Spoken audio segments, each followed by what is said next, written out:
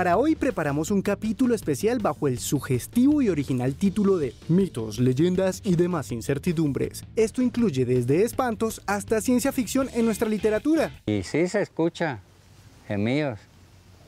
Y dice, ay mis hijos, ¿quién sabe?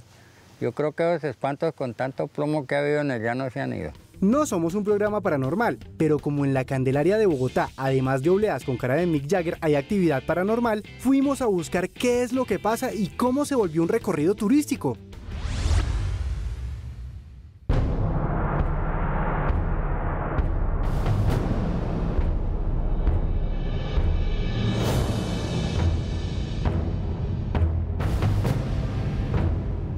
El recorrido es un recorrido peatonal y se hace caminando por las calles del centro histórico, partiendo desde la Plaza de Bolívar y terminando hasta nuestro último punto, pero principalmente es peatonal. Nosotros nos movemos mucho por las partes altas de la Candelaria, donde las calles pues ya son a esa hora que está el recorrido más solas. Eso también nos ayuda muchísimo y que no transitan muchos autos por esa zona.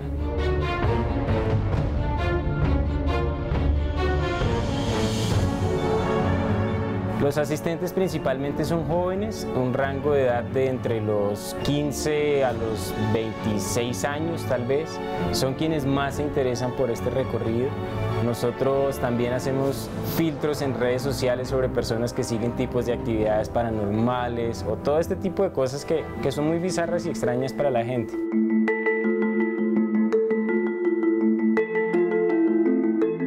Algo que ha sido muy interesante es que vienen muchas familias con los abuelitos, las mamás, los niños y todos muy interesados porque no se trata solamente de actividad paranormal, sino que las personas también conozcan algo de historia de la ciudad. Imagínense que esta es la Bogotá de hace muchos años, entonces es una Bogotá donde no hay autos, donde las calles son empedradas, donde las personas se visten diferente y jugamos con ese rol. Entonces los personajes aparecen en lugares muy específicos donde las personas menos se lo esperan, cuando ya están más aclimatizadas con la historia y eso genera pues que haya más expectativa, que las personas se asusten más y pues lo disfruten más, que eso es lo que buscamos principalmente.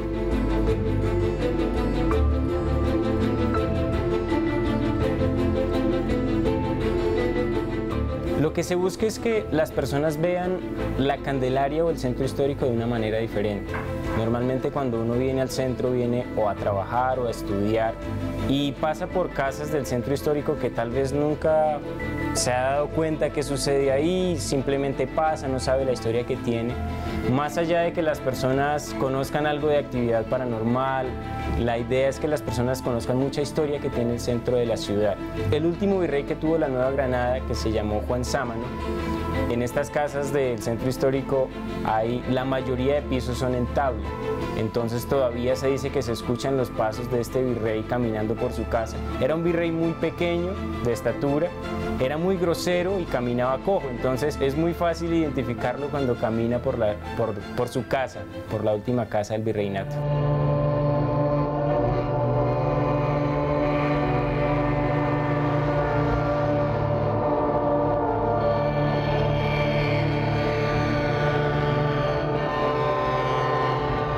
Las casas del centro histórico, como son casas tan antiguas, tienen muchos misterios y tienen cosas muy interesantes. Entonces en algunos lugares aparece como o pareciera que alguien te está viendo desde una ventana. No es siempre el mismo lugar, no es siempre la misma casa. En algunos lugares las ventanas se cierran solas. La mayoría de cosas y sucesos que pasan son en las casas más antiguas del centro de la ciudad.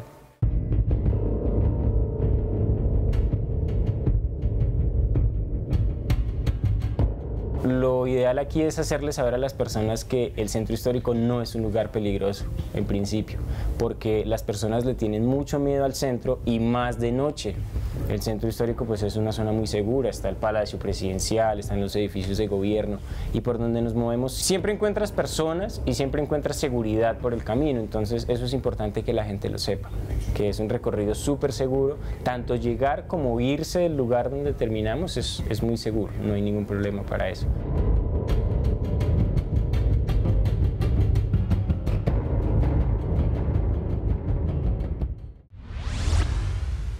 Los mitos llaneros son célebres por todo el país, con un elenco de lujo que incluye al Silbón, la Llorona, las Brujas y Juan Machete. ¿Qué función cultural cumplen estos espantos? Aquí se lo contamos. Allá uno para dormir le tocaba poner las cotizas debajo de la cama sin cruz y los calzoncillos al revés si tenía.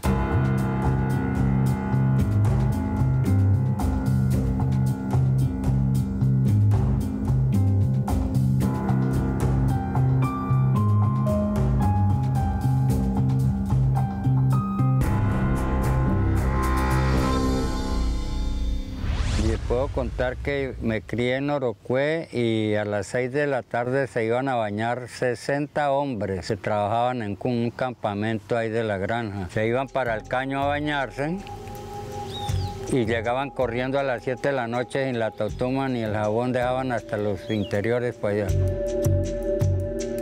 Cuando había tiempo no se usaba ni calzoncillos, ni toalla, nada. Se dice que fue que en ese tiempo tenían 2 niños y el marido no le gustaba que los niños lloraran y entonces los trataron mal. En lugar de darle remedio, trataron mal. Los niños se murieron de tanto pegarles y el tipo le dijo a la mujer que tenía que andar con los niños a cuestas por todo el llano llorando. Y sí se escucha gemidos. Y dice, ay mis hijos, ¿quién sabe? Yo creo que los espantos con tanto plomo que ha habido en el llano se han ido.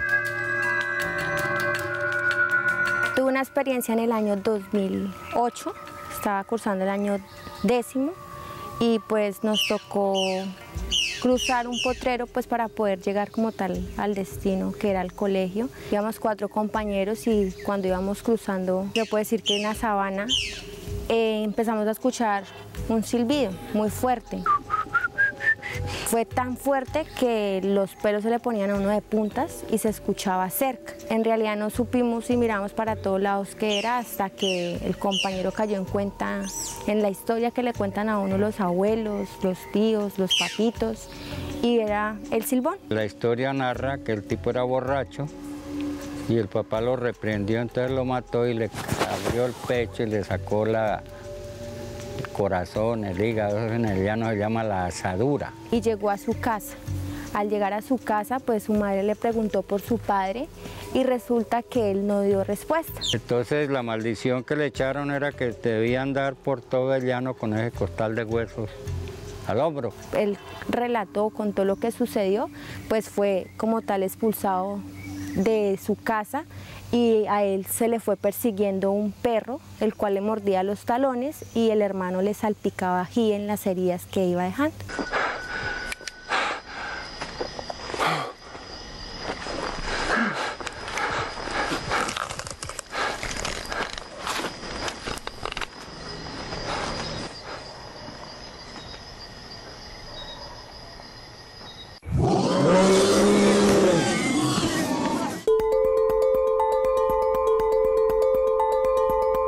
Personas que no creen en este tipo de cosas, pero pues en realidad hasta que de pronto no tengan una experiencia como la que yo tuve, no van a dar como tal un relato. Tanto misterio, tanto...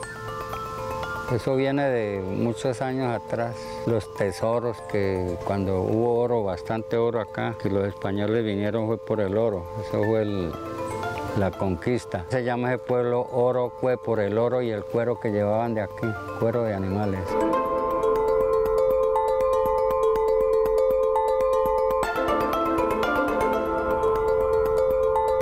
Esto que estamos narrando aquí se llama folclore. Simplemente relatos como de espantos, como una radionovela, van chillando y imitan. Yo tengo un poema que dice los espantos se perdieron y yo los sigo buscando. Parte es sugestión, pero ya se acabaron. Lo que yo narro ya no se ven allá. He visto libros que dicen que los mitos, pero le ponen mucha joda. Los de aquí no, los de aquí son el silbador, la bolefuego, la llorona y el duende. Eso de Juan Machete y la patasola son para de otro planeta, no es de aquí. Creencias, supersticiones y Hay que verlos para... Yo no miré el duende, la hermana mía que se le iba a llevar sí lo miró. Decía, mire, ahí está, me está mostrando espejitos, que me vaya con ella. No sé, enamorado el bicho yo.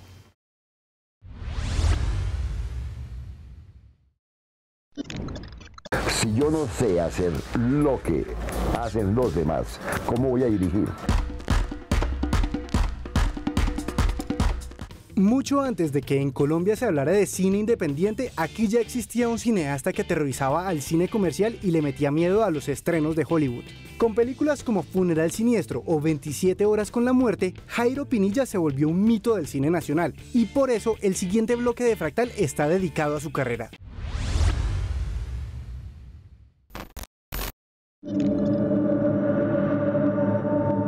Desde pequeño, en los cuadernos, cuando yo estaba estudiando en primaria, me ha gustado hacer cuadritos y pintar aventuras como si fueran tiras cómicas. Y de ahí seguí porque me di cuenta de que yo era bastante hábil para crear historias. Entonces comencé a crear historias y a transferirlas a la pantalla. Después conocí ya en los estudios de México, entonces me entusiasmé más porque ya me di cuenta de cómo se hacía el cine. Me picó el bichito y por eso fue que ya empecé a hacer cine.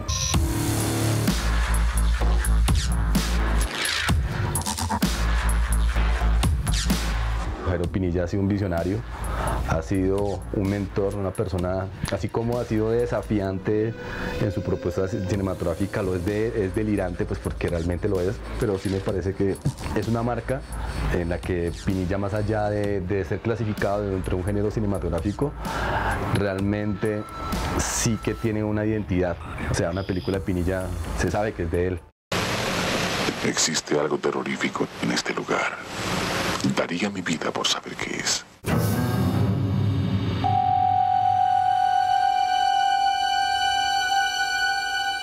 La primera influencia para yo meterme en el cine fue que unos amigos, cuando yo llegué de Ciudad de México, habían formado un grupo, un equipo, un amigo se había ganado una lotería, me dijo que con eso iba a hacer cine, entonces nos metimos todos ahí, comenzamos a hacer un equipo y a filmar películas y a hacer de todo. Nos fuimos primero que todo a La Vega, estuvimos allá haciendo una fiesta y diciendo que las escenas que se filmaban en esa fiesta eran para una película. Entonces ahí empezamos a conseguir dinero más o menos con las entradas y la cosa para ver si de pronto podíamos hacer una película, pero pues como es lógico, con limosnas y dineritos pequeños no se hace cine. Y nosotros no teníamos equipos, teníamos una cámara de 16 milímetros semi-reflex y entonces eso era un camello. Y sin embargo ahí filmamos, hicimos algo en 16 milímetros.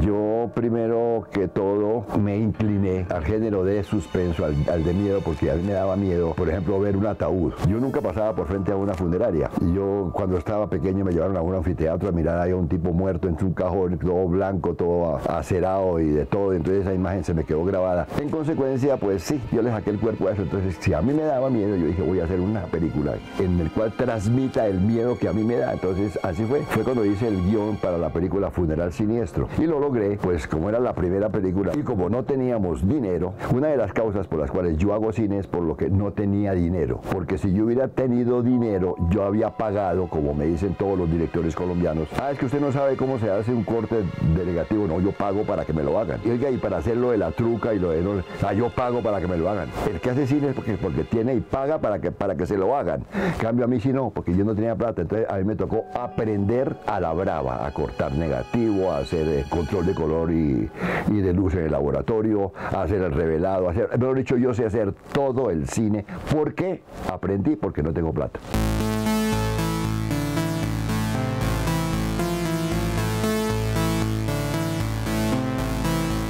Creo que esas falencias técnicas de las que se habla hacen parte de su cine. Eso no es algo que juegue en contra, sino todo lo contrario. Y reconocer también como todas sus cualidades y virtudes, porque siempre se habla de Jairo Pinilla sin conocimiento de causa, se habla sin haber visto sus películas, sin haberlas analizado realmente, porque finalmente él es un director de cine, que ha sido empírico y que todo su conocimiento está basado en eso, es muy diferente, pero tiene todo el desarrollo de un director y me atrevería a decir que más de uno o que muchísimos directores que han tenido la oportunidad incluso de estudiar.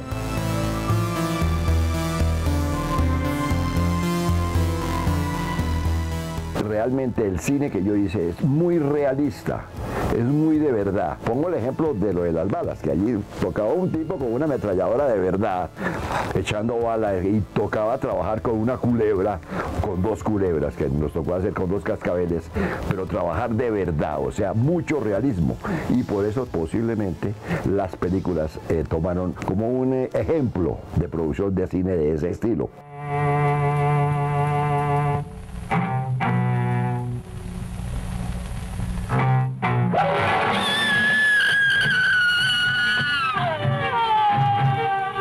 Pues el cine independiente tiene sus ventajas y tiene sus desventajas. Primero que todo, si es independiente, pues a uno le toca hacer todo. A mí me tocaba hacer los tintos, me tocaba barrer el set, me tocaba hacer de todo. Entonces yo les digo, bueno, para ser director tiene que aprender a hacer cámara, tiene que aprender a escribir, tiene que aprender a hacer un guión técnico, tiene que aprender a hacer una escenografía, tiene que aprender a hacer todo un maquillaje, por ejemplo, lo que sea. ¿Por qué? Si yo no sé maquillar, frikis. Que el camarógrafo se tronchó una mano, o que se cayó o algo, y tenemos todo ya, no le muestres la cámara, tráquete. Entonces uno tiene que saber, si yo no sé hacer lo que hacen los demás, ¿cómo voy a dirigir? Yo cómo voy a dirigir a una persona que haga un arroz si yo no sé hacerlo. Hoy en día yo le manejo el computador y le hago todo el manejo, la edición, montaje, todo, etcétera, etcétera, etcétera. ¿Por qué? Porque no tengo plata. ¡Torpe! ¿Quieres acabar con todo lo que tengo? Yo me inspiro para hacer mis películas en acontecimientos de la vida real. Por ejemplo, esta última película se llama El espíritu de la muerte. Entonces yo cojo las cosas reales y llego a la pantalla. ¿Y cómo? Hago un guión. Y con el guioncito pues voy a mostrar que el cine no se va a acabar. Porque hoy en día me estoy dando cuenta de que el cine va rumbo para abajo. Ahorita es pura ficción. Todo lo que hacen es ficción, y el efecto, la no sé qué, es como si se sentara uno en un computador a jugar maquinitas. Casi todo el mundo está haciendo efectos y efectos, abusando de eso, y se está acabando el realismo. Pero yo no lo dejo acabar. Yo sigo con mi realismo. Comprendo sus intenciones. Son secuestradores. Los voy a detener.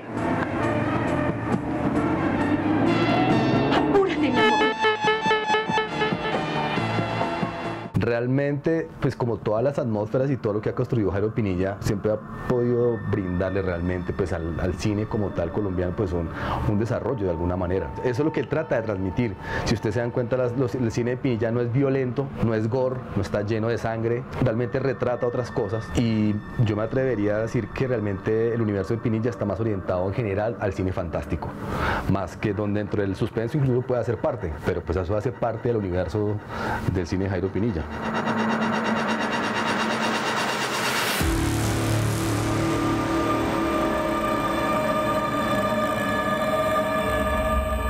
Muchos quieren hacer cine así como yo lo hago. Entonces yo me conseguía el capital, medio los convencía y metía los capitales grandes de personas que tenían una industria. Entonces la primera fase de una persona aquí en Colombia para hacer cine es ser un gran vendedor. Pero de todas maneras eso me llevó a mí adelante. Y todo el mundo se entusiasmó y dijo, ah, pues madre, usted hizo así, nosotros también podemos. Toda su construcción, su narrativa audiovisual es única. Finalmente su apuesta también pues por incursionar en géneros en los que no sé, hace 40 años, casi 50 años, nadie lo hubiera pensado, digamos, de una forma tan determinante, ¿no? Pues para nosotros nunca ha sido muy habitual usar como adjetivos tan convencionales para definir el cine de Jairo Pinilla. Realmente en alguna conversación nuestra nosotros lo definíamos como un terror psicológico casero. Creo que aplica bastante bien para lo que es él, ¿no?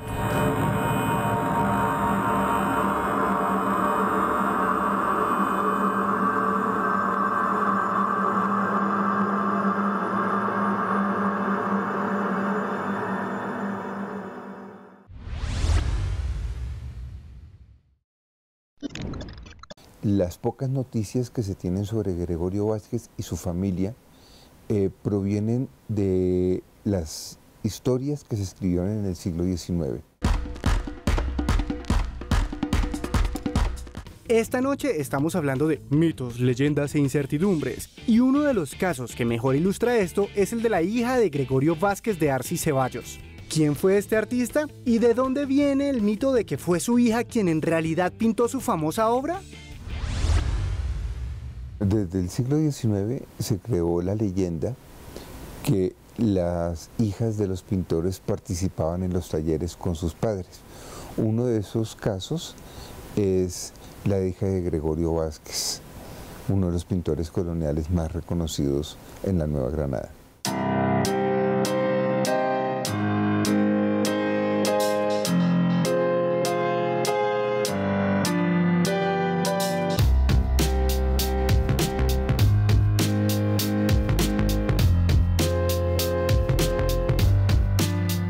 Una obra como estas que está atrás era trabajada por muchas manos, o sea, uno tiene la idea del pintor solo allá, no del pintor renacentista pintando, y no es así. Había muchas manos, había mucha demanda de imágenes devocionales, no de arte, ¿cierto? Y entonces, por supuesto, que había mucha gente que trabajaba ahí. Entre esa gente que trabajaba ahí, posiblemente, estaba una hija de Gregorio Vázquez. Como digo posiblemente, pues digo posiblemente porque es una leyenda, no hay documentos donde conste el nacimiento de la hija, no hay bautizo de la hija. Hay que tener muy en cuenta que el gran autor de pintura colonial es el anónimo. Más del 85% de la pintura es anónima. Gregorio Vázquez se le atribuyen alrededor de 900 pinturas, de las cuales firmadas no hay más de 40. ¿Quién nos dice que uno de esos tantos anónimos no eran manos femeninas, manos de mujeres? Eso es algo difícil, eso no se puede saber ni con rayos X, ni hay documentos, pero muy seguramente ahí hay manos femeninas. Las pocas noticias que se tienen sobre Gregorio Vázquez y su familia provienen de las historias que se escribieron en el siglo XIX.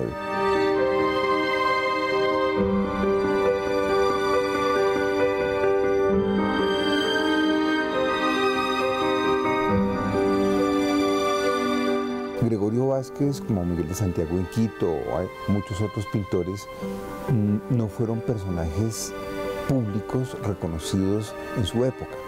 Eran conocidos como pintores en ciertos sectores, pero es en el siglo XIX cuando comienzan a escribirse sus biografías. En el caso de Gregorio Vázquez, su biografía se escribe, la primera biografía la escribe Grot hacia mediados del siglo XIX, y el modelo que elige para escribir su vida son las vidas de Vasari, de un escritor del Renacimiento italiano, que narra historias de cómo las hijas de estos pintores del Renacimiento colaboraban con la hechura de las obras de sus padres. Entonces yo creo que hay en ese impulso de crear lo nacional y lo republicano, hay como un gran deseo de otorgarle a esos pintores un canon más alto, como emularlos a un nivel más alto y más representativo, que tiene que ver con el canon europeo. Entonces por eso es que Grot utiliza el modelo del canon europeo, que es Vasari, para crear la obra, la vida, la memoria de la vida de Gregorio Vázquez. Ese mito lo utiliza Grot y pone a una de las hijas de Gregorio Vázquez como una de sus ayudantes. Seguramente ellas ayudaron a preparar las telas, los pigmentos, sirvieron de modelos.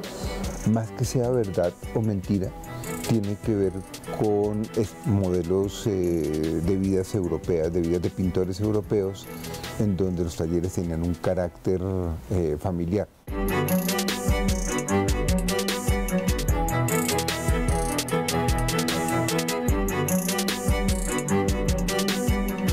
La idea de mujeres pintoras en la colonia hijas de pintores reconocidos, es parte de las leyendas que se instauran en América colonial durante el siglo XIX. No es un caso solamente neogranadino, pero en la cultura colonial los oficios son enteramente masculinos, sobre todo las artes mecánicas, que la pintura es una de las artes mecánicas, es un oficio enteramente masculino.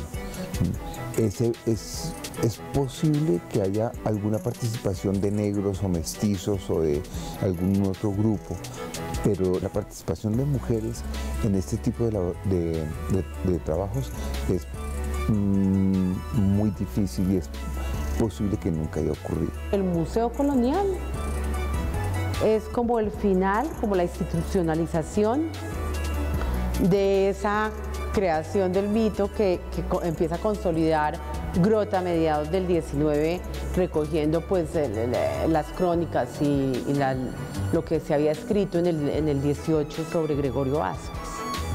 Entonces eso es muy interesante ver cómo se consolida el mito con la creación de este museo, que tiene la mayor colección de pinturas atribuidas y algunas pocas firmadas de Gregorio Vázquez de Arce Ceballos.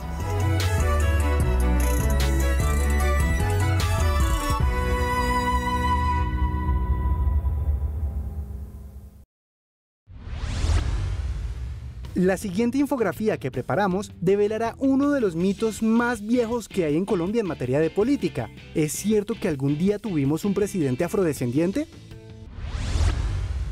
Durante unos meses de 1861, un militar, político y escritor afrodescendiente ocupó la presidencia de Colombia. Su nombre fue Juan José Nieto. En medio de la Guerra Civil de 1860 y el odio entre conservadores y liberales, los militares proclamaron la independencia de provincias como Cauca, Santander y Boyacá. Juan José Nieto, en Cartagena, se declaró mandatario nacional hasta cuando haya constancia oficial de haberse encargado del mismo poder el ciudadano Tomás Cipriano de Mosquera. Para entonces, al menos había otros 3 presidentes en el país.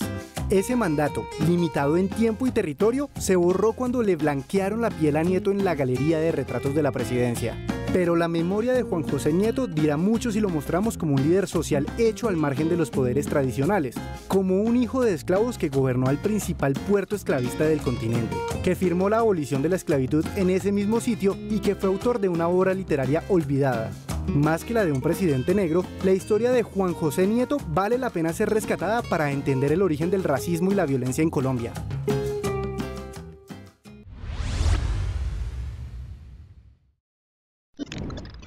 En sentido estricto, hoy en día la ciencia ficción incluye literatura fantástica, incluye terror, incluye ficciones verídicas, incluye una cantidad de subgéneros que años atrás no se hubiera considerado que hacían parte de la ciencia ficción. La ciencia ficción ha sido una fábrica de mitos y ha sembrado incertidumbres que aún siguen vivas. Pero en el mundo y en Colombia, ¿qué pasa con la literatura de ciencia ficción? ¿Se lee o no se lee?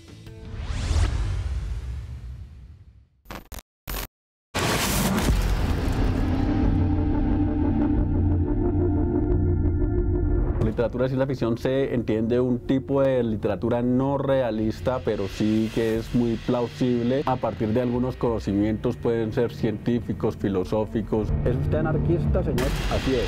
¿Y de qué vive? Trabajo en una universidad como profesor y soy director del centro. Hay muchas definiciones, pero la literatura de ciencia ficción es aquella literatura que trata de reflexionar acerca del impacto de la ciencia y del modo de ver el mundo de la ciencia en la vida cotidiana y en general en el desarrollo de la historia y el porvenir de la humanidad. La literatura de ciencia ficción nace desde que el ser humano se preocupa por el conocimiento, trata de explicar su mundo a través de lo que él entiende por conocimiento. Digamos que la caverna de Platón puede ser vista, la alegoría puede ser vista como una forma de ciencia ficción. Generalmente se dice que la ciencia ficción nace hacia 1818-19 cuando se escribe Frankenstein de Mary Shelley, ¿cierto? De manera que la ciencia ficción es una creación femenina. Se piensa que allí empieza la ciencia ficción porque en Frankenstein se analiza el problema de la vida artificial y el hecho de que es importante que el fin del hombre como única especie inteligente está cerca.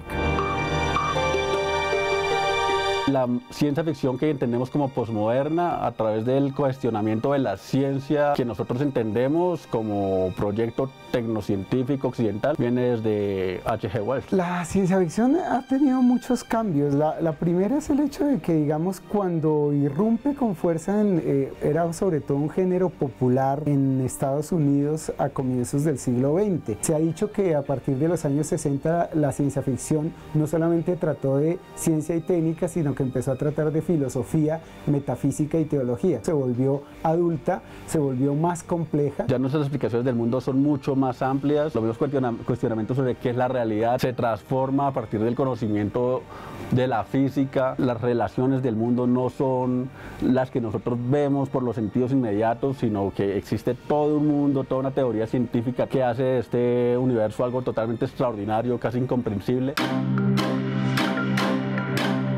Casi que hoy en día no hay lugar en donde no esté, está en el cine, en la televisión, en la literatura, en las bellas artes. La gente en su imaginario hoy en día reconoce perfectamente lo que son íconos que inventó la ciencia ficción, como el del ovni, el platillo volador, la máquina del tiempo, el cyborg. La ciencia ficción se volvió más compleja y más densa conceptualmente para ciertos públicos. El clon de Borges tenía los mismos rasgos que Sartre recordaba del Borges original. Para mí las figuras principales son la tradición que viene desde Mary Shelley, Verne, Wells, Edgar Allan Poe, Aldous Huxley, Orwell y todos los autores que surgieron en Estados Unidos en la primera hornada, primeros 50 años del siglo XX. La ciencia ficción ha literalmente permeado la cultura popular y la cultura, digámoslo así, de élite de una manera muy fuerte. Hay mucha gente que dice la ciencia ficción colombiana no es mala o no me gusta, pero eso no quiere decir que no exista. Decir que no existe es como tratar de tapar el sol con un dedo. Hay un factor que es común y que en ese sentido es desconsolador. Cuando se inicia la ciencia ficción en Colombia en la década del 20-30 del siglo pasado, absolutamente marginal. Y hoy, casi un siglo después, la ciencia ficción es cierto que tiene mucha más gente escribiéndola en Colombia y se está publicando mucho más, y sin embargo sigue siendo marginal, sigue siendo underground. Lo interesante de la ciencia ficción no sería que existiera como un género replicante, emulador de modelos anglosajones, sino que tuviera un diálogo entre la tradición que nos llega de allá. Obviamente el escritor de ciencia ficción por lo general conoce la literatura de ciencia ficción universal, pero que desde lo local pueda generar un diálogo, y un diálogo no desde el exotismo, sino un diálogo de pares, para ver qué es lo que nosotros podemos proponer desde nuestra propia mirada, que indiscutiblemente existe, ¿no? Bueno, 3 autores que yo recomiendo: Antonio Mora Vélez. Glitza es un cuento que se consigue por internet, es un cuento fundacional importantísimo en la historia de ciencia ficción colombiana. El clon de Borges, de Campo Ricardo Burgos, es un texto buenísimo que nos habla de un autor que es un autor canónico de la literatura latinoamericana y mundial, pero desde una sensibilidad y desde una temática de ciencia ficción como la de los clones. Es una posibilidad fantástica. Otro cuento que recomiendo, uno mío, una novela que recomiendo, de Lola Vergas, Big Bang. Esta novela es para la generación del reggaetón, habla sobre un grupo de jóvenes que quieren surgir en este país y hacen una gira nacional contando sus experiencias, sus vivencias a través de un Zeppelin, contándonos Colombia como nunca la habías visto. Nosotros no quisimos aclararle que había luces por todo el lugar y que la gente bailaba con frenesí salsa mientras consumía cocaína y se iba al baño a copular. No sentimos más que desconsuelo porque en esta ciudad deben escuchar la música de Ray Barreto y Bobby Cruz. Más allá de su valor como mito, de su valor como un ícono geográfico de Colombia y de Cundinamarca y de las cercanías de Bogotá, el Salto de Tequendama es un atractivo geográfico muy simpático. A continuación, vamos a debatir sobre el mito de la Virgen de Chiquinquirá, la historia que hay detrás y por qué desde hace muchos años reúne a tantos colombianos. Las apariciones casi nunca ocurren frente a criollos o españoles.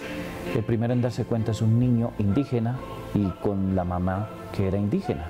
Ese proceso ayuda a que los indígenas suplanten el culto a sus dioses prehispánicos por santos o, en el caso de vírgenes cristianas. Lo bonito es que ella ha estado muy ligada a la historia de nuestro país, no solo en lo religioso, sino también en lo social.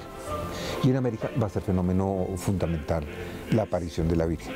Las crónicas de la conquista dicen que en las batallas de los españoles contra los indígenas siempre aparecía la Virgen o Santiago Mataindios, Matamoros Mataindios.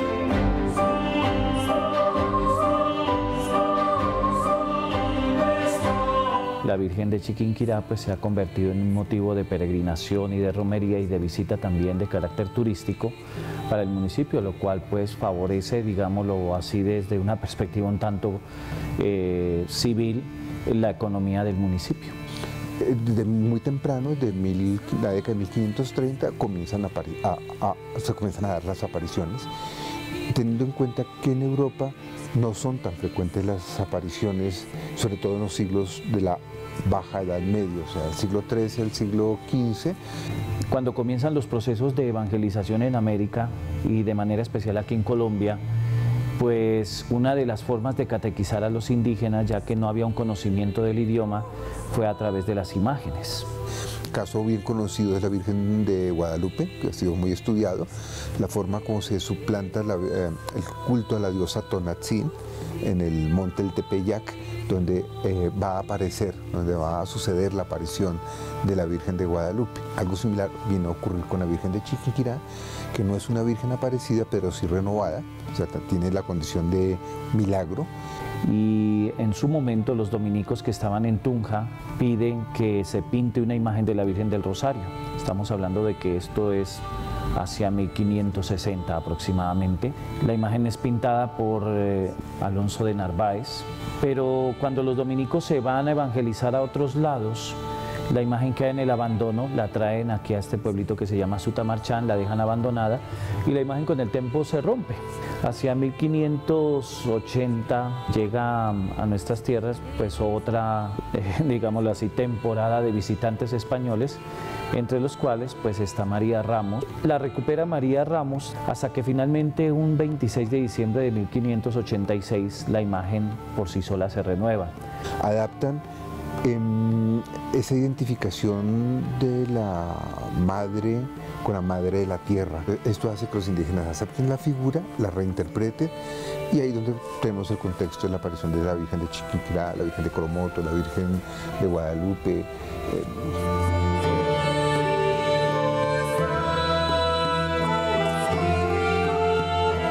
Comienza todo un proceso pues, de autenticación del milagro, porque en la iglesia, contrario a lo que muchas personas piensan, pues en la iglesia este tipo de fenómenos se investigan para que no vayan a ser una especie de farsa o de montaje, cosas por el estilo. Porque es que la historia del cristianismo está llena de estas disputas entre objetos que se consideran santos y milagrosos a la interpretación que se hace científicamente o históricamente del artefacto. Entonces se comienza a hacer todo un proceso. Este proceso se encuentra en Roma, y en su momento vienen pues sacerdotes, obispos, personas ajenas también. Y es que el culto a los santos y el culto a la Virgen se convierten en las dos puntas de lanza de la Iglesia Católica después del Concilio de Trento. Y comienzan a hacer un proceso pues de investigación, qué fue lo que sucedió con ese cuadro, para ver si era cierto que coincidía el cuadro renovado con el cuadro que se había dañado, y ya esto arroja unos resultados de que evidentemente ocurre un milagro. Lo que no sucede con la inmediatez del acontecimiento o de la noticia en el mundo contemporáneo. La aparición de la Virgen de Lourdes o estos fenómenos que son ya muy del siglo XX, su propagación es casi inmediata. es particular porque tiene errores iconográficos aún para el siglo XVI. O sea, la Iglesia Católica había definido unos símbolos y unos elementos para identificar a los santos, y de hecho estos símbolos son muy cuidados para evitar las radicalizaciones, como el caso de los protestantes. Y esto es lo que hace particular a la Virgen de Chiquinquirá. La Virgen de Chiquinquirá tiene al menos 4 errores iconográficos aún en el siglo XVI. El primero de ellos es que el niño aparece repetido 2 veces. La Virgen tiene alzado al niño, pero también San Antonio de Padua tiene un niño. San Antonio tiene palma de martirio sin haber sido mártir. San Andrés, que es el que está al otro lado de la Virgen, que es un apóstol, tiene un libro, generalmente sostiene un libro sin ser doctor de la Iglesia. O sea, iconográficamente no hay una relación entre el libro y el apóstol. Y un cuarto error es que están invertidos. Debe estar el apóstol a la derecha de la Virgen y el santo a la izquierda de la Virgen. Y hablando de mitos, se creía que este lugar era un milagro para salvar a la sabana de Bogotá de las inundaciones, pero hoy parece el fin del mundo. ¿Qué pasa con el Salto del Tequendama?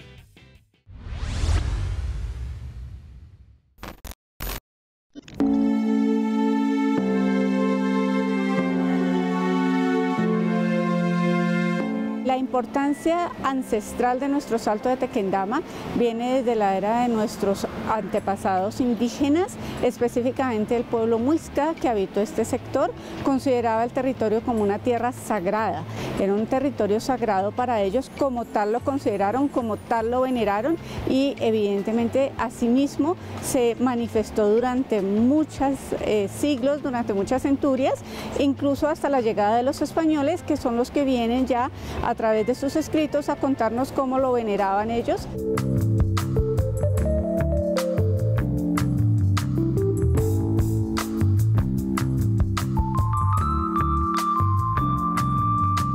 Bochica era el dios civilizador de los muiscas, como tal era el dios que les ayudaba a ellos con sus tareas cotidianas. Cuenta la historia que hubo una gran inundación, un gran diluvio en el sector que hizo que toda la sabana de Bogotá se inundara. Los indígenas van a buscar a su dios para que les colabore con el tema, para que les ayude, porque se estaban muriendo, se les estaban muriendo sus animales, perdiendo sus cosechas. Se dice que entonces Bochica sube sobre el arco iris como si él fuera montado sobre un caballo, llega hasta ese sector y con su báculo de oro rompe la montaña, ella se abre en 2 y se forma el hermoso Salto de Tequendama.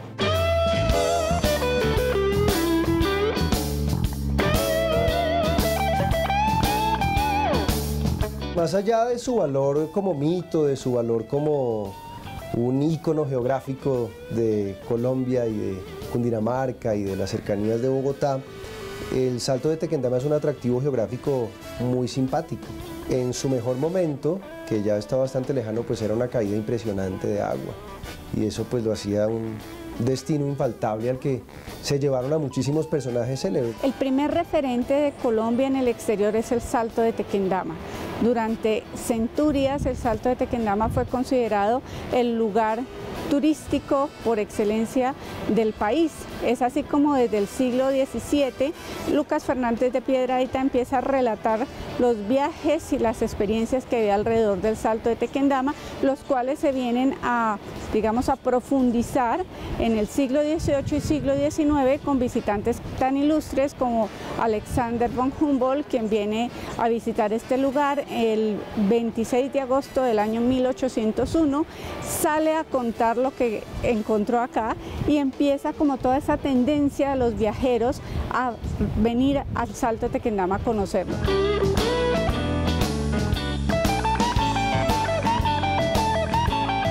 Sin pretender sonar irrespetuosos con algo tan serio como es el fallecimiento, la autoeliminación de otro humano, pues hay que decir que el Salto de Tequendama, aparte de ser un destino turístico y un paraje geográfico impresionante, pues también constituía una escenografía ideal para un momento romántico de esa altura, como es el hecho de acabar con la vida, ya fuera por un asunto sentimental, por un amor no consentido, o también por el hecho de estar quebrado, deprimido y demás. Y Desde antes del siglo XX, mucho antes del siglo XX, muchísimos comenzaron a hacer de ese como el destino favorito para el turismo autoeliminatorio, si queremos llamarlo así. O sea, la gente que quería acabar con ellos, pues el lugar en el top of mind, como dicen los publicistas, era el Salto de Tequendama. Los problemas del abandono del Salto de Tequendama se inician más o menos a mediados del siglo pasado, cuando pues por el hecho de la contaminación del río, cuando el mismo tema de que se empiezan a desmontar los ferrocarriles nacionales y demás, empieza a haber un proceso de decadencia de nuestro territorio. Evidentemente esto también hace parte un poco de nuestra cultura, en la cual pues somos también un poco de moda, entonces deja de pasar de ser la moda el ir al Salto de Tequendama. Con el río contaminado pues se agrava la situación, y pues más o menos sobre mediados de los años 80 la casa como tal cierra sus puertas y termina en un franco abandono hasta comienzos de la presente centuria, más o menos año 2009-2011, donde se empieza a recuperar el sector.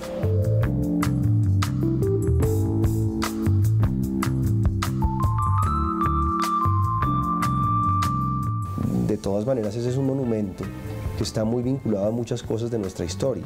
El Hotel del Salto, el viejo Hotel del Salto, la casa del Hotel del Salto, y también el Salto de Tequendama. Entonces yo creo que hay que rendirle tributo a ese espacio, y creo que es una iniciativa muy justa con la historia, es un acto de justicia histórica visibilizar ese espacio, lustrarlo, arreglarlo, volverlo un referente importante, pero creo que más allá de todo, más allá de la casa incluso está limpiemos esas aguas. Sí, o sea, el gran reto está en que el Salto vuelva a ser el Salto. La primera razón por la cual se afectó el Salto de Tequendama fue la generación de energía eléctrica a partir de su caudal. Esto evidentemente, y en mi concepto, fue lo que más afectación le causó. ¿Por qué? Porque pues, se le retiraba el agua para generar la energía eléctrica. Digamos que esta es una práctica que desde que se empezó la generación de energía, por allá finalizando el siglo XIX con los señores Samper-Bruch hasta nuestra época, no ha cambiado. Es decir, a pesar de todas las técnicas, tecnologías y demás que se presentan en el tema de la energía, el Salto de Tequendama sigue viéndose afectado por esa generación de energía.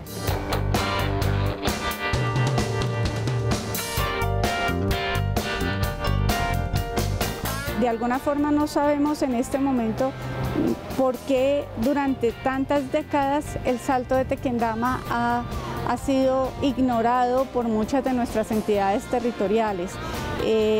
No tendría una respuesta al respecto. Digamos que han habido esfuerzos individuales de algunos funcionarios de las entidades a las que les compete la protección del Salto, pero digamos que un compromiso de Estado como tal frente a las problemáticas que hoy tenemos en nuestro territorio no lo tenemos. No tenemos ese compromiso, hemos digamos que golpeado muchas puertas, y creo que lo más significativo es que recibimos con mucha frecuencia visitas de diferentes delegaciones extranjeras, embajadores de diferentes instancias extranjeras, pero no hemos logrado que funcionarios de la base de nuestro gobierno colombiano vengan a visitarnos.